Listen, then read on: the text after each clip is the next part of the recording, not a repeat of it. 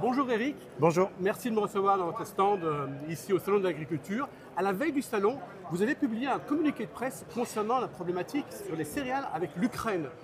C'est quoi la problématique exactement? En fait, la problématique, c'est que les ventes les exportations d'Ukraine ont repris comme avant au travers de la mer Noire, le long des côtes des pays qui sont protégés par l'OTAN.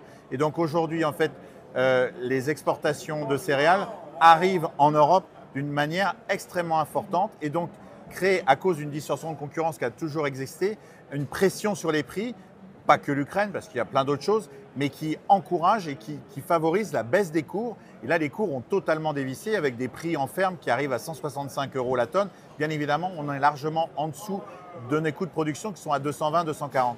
Donc on a demandé au président de la République, on a demandé au Premier ministre de réactiver les clauses qui existaient avant le déclenchement de la guerre en Ukraine, puisque avant il y avait l'autorisation d'une importation de 1 million de tonnes en Europe et au-dessus du 1 million de tonnes, il y avait une taxe de 98 € la tonne. Aujourd'hui, il n'y a plus rien du tout.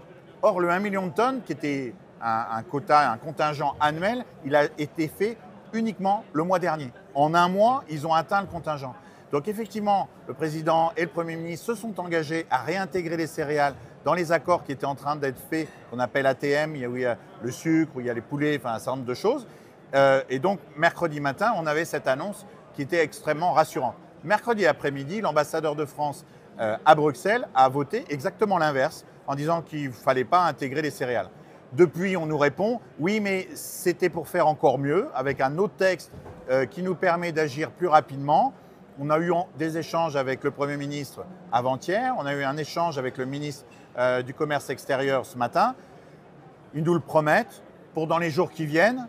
Voilà, chat échaudé, craint l'eau froide, on attend les actes concrets pour effectivement réguler ces choses-là. La solidarité avec l'Ukraine, elle est complète, elle est totale, mais là où ils ont retrouvé l'exportation qu'ils avaient perdue avec la guerre, il faut qu'on remette des choses cohérentes pour pas que ce soit seulement les agriculteurs qui payent les conséquences de cette guerre. Donc on va voir si ce chapitre peut être clos d'ici les quelques jours à venir.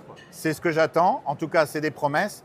Les promesses n'engagent que, comme on dit. Moi, j'attends les faits. Je suis comme saint Thomas. Et donc, on va continuer à être extrêmement exigeant. Je pense que c'est indispensable. Très bien, merci beaucoup. Merci.